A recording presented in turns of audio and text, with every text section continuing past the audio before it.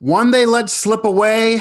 Absolutely a phrase that could be said about this loss for Penn State. The Penn State Nittany Lions fall to number 4, Ohio State, 92-82. And as we debut, adding Penn State here to our post-game edition of Pittsburgh Postgame on Pittsburgh Sports Live, I thought for a second we might have had an historic upset here to kind of kick things off and add Penn State to the docket, but not the case. Penn State ends up losing to Ohio State. Ohio State, of course, one of the best teams in the country. Kind of makes sense, but when you look at this game and how this game played out, certainly one that got away from the Nittany Lions. Mike Asti and I will be joined by Nittany Sports Now's Cory Geiger, as he was there covering this game in person. And Cory, as we kind of get underway, Penn State was able to have an 18-2 run at one point in this game. They had a lead at one point in this game, but then they got ice cold. Ohio State was able to hang on at the end. They end up with a 10-point win. I don't know if the final score is indicative of how close this was for a while, as many people that maybe don't watch Penn State all the time like you may have thought Penn State's going to pull this off. You did tell me off the air this is kind of same old story for Penn State, but they got bench scoring. They were diversified in their overall scoring, and they did hang with the number 4 team in the country. So what are your takeaways right now from this loss for Penn State? Mike, this is Penn State basketball. It's what Penn State basketball has really always been, just close. And then I wrote a column after the game saying we've seen this movie many, many, many times. This they keep making this sequel. This is Penn State basketball part 74, because they'll get up and you'll have hope. You're like, hey, they can do this, and then they'll fall apart. And in the next game, they'll get up and they can do this, and they'll fall apart. Last time at Ohio State, they were up 70-62 with 8 minutes to go. If they would have won that game, we'd be talking about a team maybe going to the NCAA tournament. If they would have won this game, up 8, 59-51 with 14 and a half minutes to go, a lot of time left still, but you're up 8 on the number 4 team in the country and the hottest team in the country, other than Gonzaga and Baylor, and they can't hang on. These games, this is just what Penn State basketball is, to get close and not be able to finish the deal. Yeah, I mean, again, and they kind of faked me out. I was texting you thinking we were going to get a big upset here with Penn State knocking off number 4 Ohio State. And I think Ohio State, being as great as they are this year, gets a little swept under the rug because it is such a weird season overall. But as you put it, Gonzaga, Baylor, and Baylor's dealt with COVID a lot recently, so they've certainly been ice cold. They're the other elite teams, and Ohio State doing it out of the Big Ten, so certainly that's impressive this year based on the landscape of the league. Penn State ends up losing 92-82. Penn State now 7-11 on the year, and losing some of those big games. One of those upsets certainly could have swung their way to get them a chance at the tournament with this weird COVID year and teams being let in with maybe records that wouldn't have allowed them to get in the past, but nothing doing for PSU. Now, Cory, how did this game play out? You say it's same old story, and this is the world of reboots, so it makes sense to just do another sequel for Penn State this year. But how did Penn State get up by so much? And then what happened in this game for Penn State to blow this? Is it just they blew it, or did Ohio State finally turn it on because they are one of the best teams in the country? All right, so Ohio State's up 47-43 at the half. That's the most points Penn State has scored in a half. They've been held to 61 or fewer points in 4 of their last few games. But their offense was shooting well tonight. When Penn State can make some shots, they can play with anybody in the country because they've got good shooters. But Ohio State had 47 points in the first half. And so the defense, was struggling. Here's the thing about Ohio State. I watch a lot of college basketball around the country, Mike. It's my favorite sport. Gonzaga certainly does things that nobody else does. They get up and down. For old school fans, they play more like Loyola Marymount than anybody we've seen in a long time. They average 92 points a game. Yeah. Ohio State doesn't do that, but Ohio State is a thing of beauty. It is absolutely gorgeous watching their offense. Everybody moves. The ball movement is spectacular. The entry passes are spectacular. The duck ins, the players move. It's like watching Steph Curry, guys running the baseline without the ball. Ohio State does so many good things. Penn State does one thing well. They can shoot the ball. And when they started making a bunch of shots, that's how they were able to get hot and they got the lead. Right. Then they went 4 minutes and didn't score, and Ohio State just kept doing what it was doing. Ohio State's clearly the better team, right. And that's just Penn State's really That's their issue. If they're making shots, they can hang with anybody. But they have these lulls where nothing goes in, and you just can't do that against a team that is fantastic and ends up scoring 92 points on you. And that's the story for teams that are just so predicated on being shooting teams. That's the risk. It's feast or famine, that if you get cold, you're basically screwed. And that kind of was a story for Penn State in this game, been the story for them in the season. Yeah. Because they don't have much of a plan B. Ohio State had a plan A, a B, a C. They got all kinds of things going on. Again, I love watching the movement away from the ball. You know, this reminded me of a Princeton/Wisconsin kind of team, but that could shoot the ball great. You just watch these guys all move, the backdoor cuts, the duck in passes. Just really impressive what Ohio State can do offensively. Again, to say the least, number 4 team in the country, and we're going to get to them in a moment here in our takes of just Ohio State in general as a team. As we mentioned, the counterparts they're going to get compared to, Baylor, Gonzaga, those type of teams, and certainly the best of the Big Ten, and the only team that's really dominating and not dealing with some scandal that some other teams are dealing with. Ohio State wins at 92-82. Ohio State now 18-4 on the year, which is just ridiculous this type of season here. Nittany Sports Now's Cory Geiger on this now Penn State Hoops edition on Pittsburgh Postgame on Pittsburgh Sports Live. Now, one thing that happened that was nice for Penn State in this game that has not been as much of a theme of recent weeks, even though they get some bench production, and yes, they do lose this, and they're a streaky shooting team, but Penn State got a lot of bench scoring in this game. Is that something to maybe – obviously, Penn State fans probably reasonably did not expect to win this game, obviously. They know the story of getting up and then losing and blowing big games like this, but – this program's only a year away from a top 25 ranking, as amazing as that sounds. I know the coaching drama and that coaching change, but it's still the same program that was that close a year or so ago. So there's more life in this program than there would have been a decade ago. And is the fact that they're a much deeper team scoring wise. They only do one thing well, and it's shooting, but there are 5 or 6 guys that get double-digit scoring on some of these nights. And in this game, they're getting double-digit scoring by several players, including bench scoring. Is that a glass half full take, that they have so many players that can score? Hey, look, that's the issue. It's a wide-ranging issue. They have good players. They can do some good things. They can get up on people. And so here's the issue. Jim Ferry's the interim coach.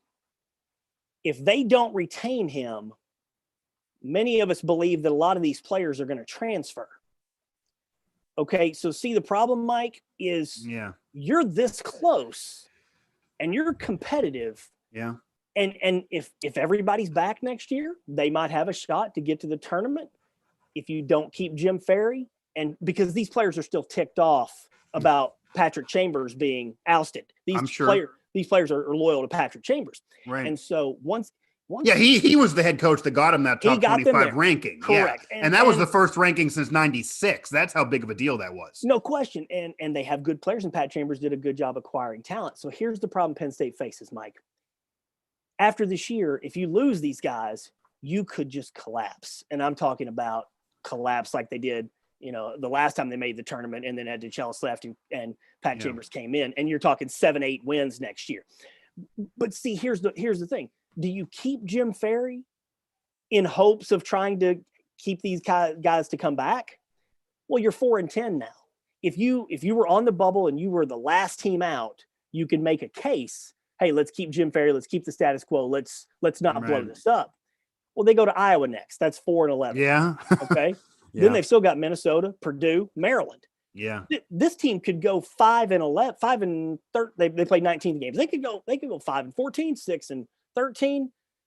And just because you're competitive in all of those games doesn't necessarily mean you should just keep everybody around and make a decision on your coach just so that players don't transfer. And so it's a very, very delicate and complicated situation, because if they don't keep Jim Ferry and 4 guys transfer, this program is going to fall off a cliff for a year or two. But you might end up getting a better coach who can get it back and then build it even more. That's the issue Penn State's facing. Cory Geiger of Nittany Sports Now here, Pittsburgh Postgame on Pittsburgh Sports Live. Hit that subscribe button. You'll get a notification anytime we upload any content, including Cory throwing up that postgame press conference there after this Penn State loss to Ohio State. So you get some of that Penn State coverage, a part of PSL, some of that video content. And, of course, his postgame coverage is over there at Nittany Sports Now. Now, let's talk about that for a second, Cory, because that's interesting. Penn State goes through that coaching transition. Pat Chambers probably doesn't get the credit that he deserves nationally for getting Penn State that top 25 ranking, digging that program out of a deep hole they were in for a decade or so. We know about the drama. You've touched on it in your site and them calling it one thing and it really being another thing in him being ousted. But for number one, for you, would you, because now you can put your analyst hat on as I have you on a show rather than you having me on, would you keep Jim Ferry knowing that while they're not a tournament team or even a bubble team, they are competitive and you don't want to fall off the cliff? Or would you let them fall off the cliff and then have a higher ceiling? In your opinion, would you keep him? And then number two, as being a reporter, what do you think is going to occur based on what you know in terms of his future? There's going to be a new coach. Barring a miracle run, again, they're 4-10. If they win 4 or 5 in a row and they're right back on the bubble, hey, we'll revisit it then. But that's going to be really difficult. They've got to bring in a new coach. They're going to have the issue is Jim Ferry, and I've known Jim for 20 years, going back to when he was at LIU. He's a good man. He's a good coach. He didn't earn this job through his own career. He was fired. Sure. There's a lot of coaches though that have success. They didn't earn a job. There's no question. Steve Fisher comes to mind, who won the national title. He won national championship. Absolutely. And if it's not for scandal, you could argue he should deserve the Hall of Fame. No question. And that's a great point you make, because I grew up with Steve Fisher. But the issue is there are coaches out there that have earned this job, and I think if you're Penn State basketball, you're going to be more comfortable turning over the program. Because I had a guy on my show the other day, Mike, that said this: you got to think from the top. You got to think from the top. Leaders think from the top, not from the bottom. Right. And so you have to think about this decision being a 5 or 10 year decision, not a 1 or 2 year decision. If it's a 1 or 2 year decision, sure, you can maintain the status quo and be pretty good next year. But hey, they want to probably roll the dice, bring in a new coach who might be able to convince these players to stay. If he had beaten Ohio State one of these 2 games in which they both had a lead and then they end up losing, or this 7-11 overall record was more of 10-7 or 10-6, would then you be okay with? Would then you be on the side of keeping him? Absolutely. If they make the tournament, he stays. I've said that all along. If they make the tournament, he stays. Okay. But the further you get removed from that, okay, if you're team number 70 in the field of 68, I could make a real strong case. Yeah, right. The bubble. Yeah. Could he play himself into staying for you if you're at the top of leading Penn State? Like if he beats Iowa or they only have 2 options really. I mean, that's the best game left. He almost would have to beat Iowa, I would feel. They because they're 4-10. And they got 5 games left. Yeah, they've got to go 5-0 to get to 9-10. You're not going to get into the tournament at 8-11. They wouldn't take an 8-11 team. They could take a 9-10 team. So that's one possibility. Or they could win the Big Ten tournament. Which is very, sure. And if that were to happen, hey, if Jim Ferry makes the NCAA tournament, he should be Penn State's coach. But if Penn State goes 6-13 in the league, even it doesn't matter if you're competitive in all these games. You have to start. Mike, I compare it with the Pirates. Okay. Right. Yeah. Pirates were mediocre for a lot of years because that's what Neil Huntington wanted. He didn't want to blow it up. He didn't want to be. They didn't try to be great. They just didn't want to be terrible. Right. Well, but now the Pirates are going to be terrible for a couple of years because they realize that's the way to get better. And I think the comparison here with Penn State is they may have to be terrible here for a year or two to bring in the right coach who can maybe take them to new heights down the road. Cory Geiger of Nittany Sports Now, and you compare it to the Pirates because that's a comparison that I could bring this up in terms of, because the Pirates is always what can their fans stomach, and the fans kind of know what's been going on and can read the tea leaves. So there's not many that know Penn State and are more tapped in than you over the years. What can Penn State fans stomach? This is not the football program. The expectations are different with the football program than the basketball program.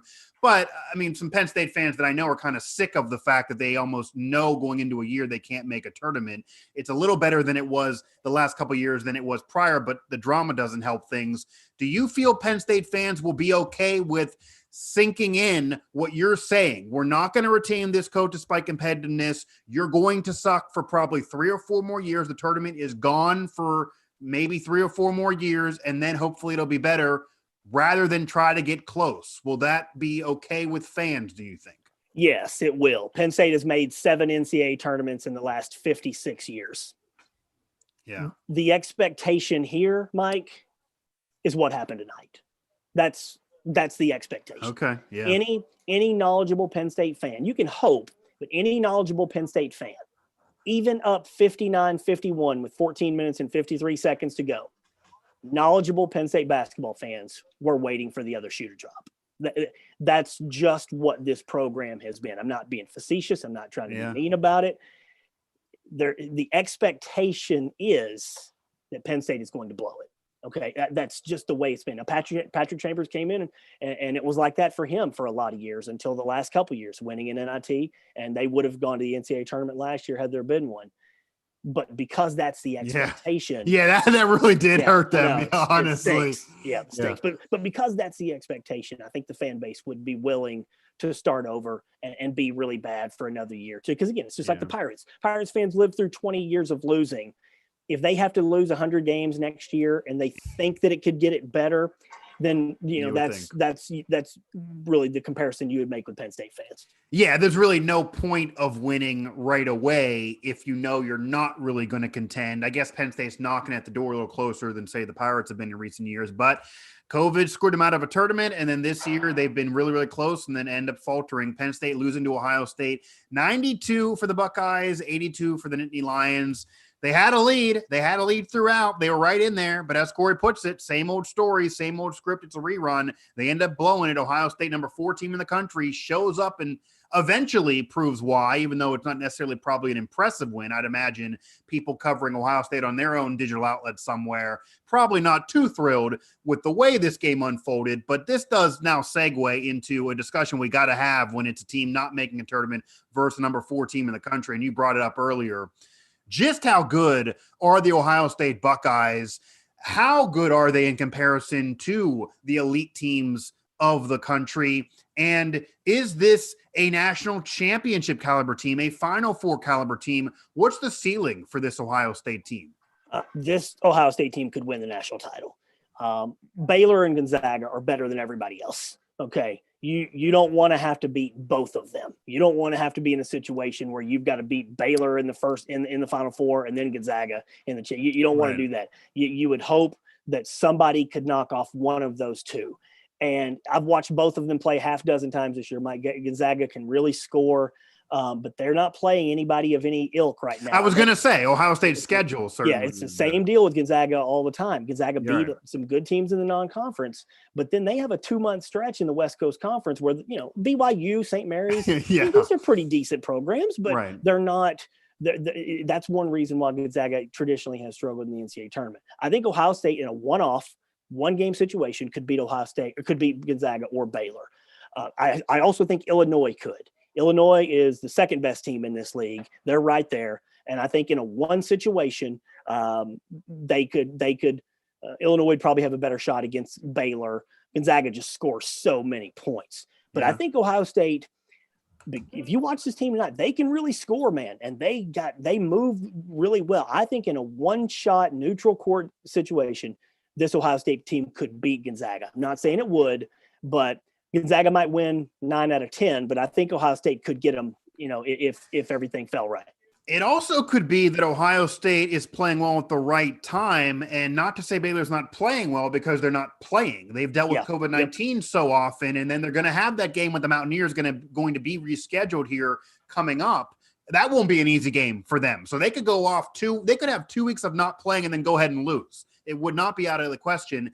That could then certainly be a bitter pill in their mouth before getting into the conference tournament. Ohio State not dealing with that right now. Of course, the season's not over yet. Cory Geiger of Nittany Sports Now, Mike Asti here. Pittsburgh Sports Live as we recap Penn State's loss to Ohio State. Add Penn State a little bit here to Pittsburgh postgame on PSL. And Cory, as we kind of round things out, the schedule coming up, number 11 Iowa, so it does not get much easier. You're not dealing with number 4 team in the country, but still the number 11 team in the country. The Big Ten, certainly argument for the best conference in the country in terms of those ranked teams at the top. Maybe the Big 12 could have some say-so there. Purdue, Minnesota, and Maryland to kind of round things out. You talked about what needs to happen for Penn State, which I think it sounds is very, very unlikely to occur in terms of saving Jim Ferry's job and getting this team a chance at the tournament. What do you think is going to happen, and how would you scout these games coming up? What does Penn State have to do to have a chance? Well, they've got Iowa coming up. I love Luka Garza. I mean, Iowa's fantastic, and they're tough to beat there. So Penn State will probably lose that. Then they've got Purdue and Minnesota here. I think Penn State can win both those games. Then they close at Maryland, and I think Penn State could potentially win that game. I struggle with the question, Mike, of if this is a good Penn State team. The quote unquote, is it a good team? It's a competitive team, but is it good, right? Correct. They'll look good for stretches, and then they'll look terrible for stretches.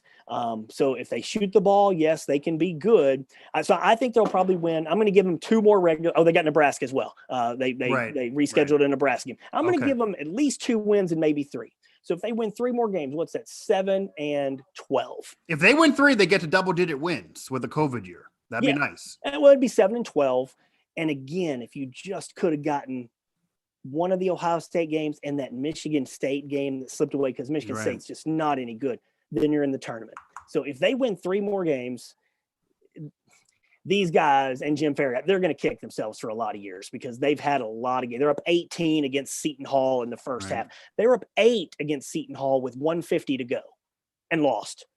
That's just what this Penn State team is. They can play with all of these teams, but when push comes to shove, same movie, part 74. Yeah, Cory, I hear you. I also hear that you're getting kicked out of there in the press box, so I'm going to let you go home and not have any issues between you and the security there. They're setting up for Thon. They're setting up the Jordan Center for Thon this weekend, which is awesome. Tremendous. Yeah, it's great. They're not going to have any fans here, but that is always a great thing. Well, then it's certainly they deserve to set up. So we're not gonna hold them out from doing that any further, because that's a winning atmosphere no matter what's going down on the scoreboard there for Penn State basketball. Thanks for the time, Cory. I'll talk to you here on one of these again or on your show sometime soon, I'm sure. Thank you, buddy. Enjoy the night, Mike. Thank you. Absolutely. Cory Geiger, Nittany Sports Now, a part of the Now family of networks, of course, covering Central PA, but that obviously includes covering Penn State and obviously the football program, that flagship. But the basketball program had that top 25 ranking a year or so ago. We know the coaching drama, Pat Chambers being ousted, even though it's not really called a firing. You could look it up anywhere. They don't call it that, but kind of, as Cory put it, he was ousted after building that program back up to success. That 23rd ranking in 2019. First time Penn State had a top 25 ranking since 96. That's insane. But Cory's been around Penn State sports longer than really anyone. Certainly covers it well over there at Nittany Sports Now. Has the post-game coverage for this game over there at Nittany Sports Now. His game recap, as well as the post-game press conference for Jim Ferry, who took over for Pat Chambers. And you love to see the guy get another opportunity, a Steve Fisher type story where he took over and all of a sudden won national title kind of out of nowhere. Granted, that Michigan team was very, very good and had some future NBA talent on that team. And of course, we know later with the Fab Five that he would inherit and what that would do for that program. Because prior to that, Michigan basketball was nothing to be impressed with. It was the same thing you're dealing with Penn State basketball versus Penn State football. He then got it to that level to where it's a respected basketball program. But nonetheless, Penn State basketball not there yet. You like to see Jim Ferry get another opportunity, but probably needed one of these big wins to get there, as Cory put it. Not likely to be back. This team, not a tournament team. 7-11 overall, even worse in the conference record. You like to see them get to that double-digit win total. They would need 3 more wins to get there. Probably not likely either, and certainly that big game coming up, another real difficult one against Iowa. If you couldn't snag this, if you let this one get away, I don't know what you're going to do against Iowa. And Ohio State, one of the best teams in the country, but they didn't really impress in this game.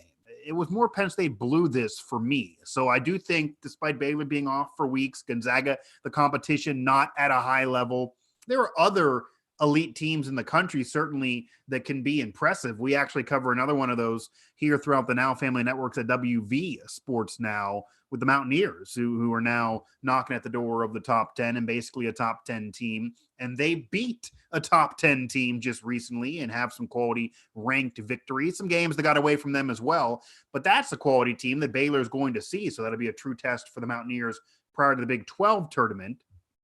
So there's some quality competition around that top 15. Ohio State is certainly one of the best, number 4 right now. I don't think they're going to move to 3 or 2 based off this. They beat Penn State by 10, but they were trailing. They almost lost. Penn State just got completely ice cold. Ohio State hit some shots. They end up with the victory. Nothing crazy to brag about from this game because, again, you're facing an unranked Penn State team that's under 500, both overall and conference record. But a win for Penn State to keep stacking wins. We'll see what they do come tournament time. That's a program that has some high expectations, but has not yet claimed that national title in this regime. So we'll see what can happen there. Penn State, just, are they good? That's a question. Maybe Cory will address over there at Nittany Sports Now. Are they good? Are they competitive? They're more competitive for me than good. You can't have a record like that and say you're that good. You're competitive. You're blowing games. You need to learn how to close. You need to learn how to do more than one thing well, and shooting is too streaky. It can't be all you do. You need to do more to have success in any season, but certainly a crazy season like this, a COVID-induced college basketball season. And again, the Penn State Nittany Lions lose. They fall to the number 4 Ohio State Buckeyes 92-82 as we introduce Penn State basketball here as part of Pittsburgh Postgame on Pittsburgh Sports Live. And we can talk Mountaineers and do them as part of the postgame show and have it be a part of the Now family of networks. Why not Penn State too? Certainly had some postgame shows for football season, so it makes sense here for basketball. This might be the last one, though, I will say, with the WVU coming up on Saturday and Penn State probably not snagging too many more victories and missing out on the tournament. Maybe we'll get something in come conference tournament out of respect for Cory, the beat, and Penn State just in general. But nonetheless, Penn State loses this. They do blow this game. Want to make sure to remind you, hit up the family of networks, of course. Hit up Nittany Sports Now. Cory's coverage there over at Nittany Sports Now. And make sure you smash that subscribe button. When you hit that button, you get a notification when anything is uploaded here on the channel, whether it be uploaded, released, or one of these shows like this one goes live. It's easy to do so. It's free to do so. There's really no reason not to do so. So for all of us here throughout the Now family of networks, for Cory Geiger, again, appreciate the time there, Cory, as he got kicked out for Thon, and Thon is just tremendous. Hopefully he gives some coverage and dap to them over there again at Nittany Sports Now. Find them at Nittany Sports Now on Twitter, at Cory Geiger for him on Twitter, of course, at Mike Asti 11 for myself on Twitter. So for all of us here throughout the PSN family of networks and Pittsburgh Sports Live, at PGH Sports Live for Pittsburgh Sports Live on Twitter. And of course, I'm Mike Asti. Penn State, this was one that maybe got away, but maybe not. Maybe it's just same old story for the Nittany Lion basketball team that just not good enough, even in this weird year.